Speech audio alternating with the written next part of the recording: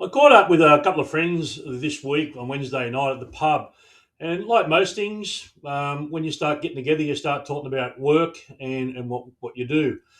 Been mates with Darren for years. Darren plays in the IR space, particularly, done a lot of leadership management. So we got to the conversation around talking about management and talking about supervisors and the like. And what we sort of both agreed on, and he's been working on a framework where he works at the moment, is that assumption that many business owners have that they promote people because they know their job, they're good at what they do. They know their operation, they understand their customers, they know the systems, and they are reliable and hardworking. So then we want to do is we want to make them a supervisor or a manager, for example.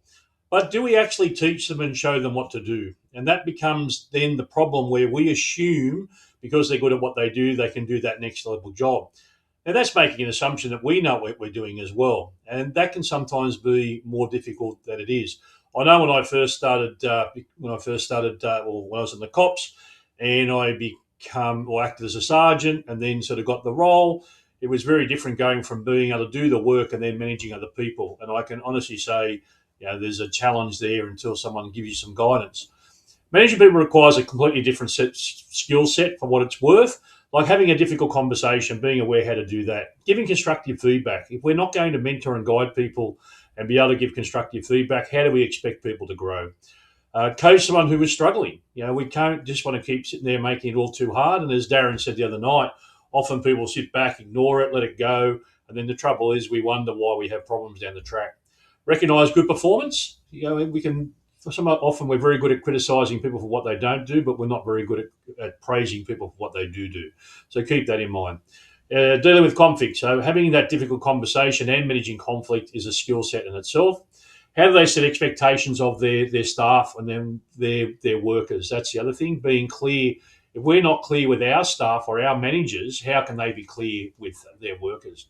Hold someone accountable. The thing around today, and I know it's a real struggle with this issue around psychosocial safety, we've got to remember that we still need to hold someone accountable. They have a role to play. They are employed to do a job, and we need to make sure that they do that well.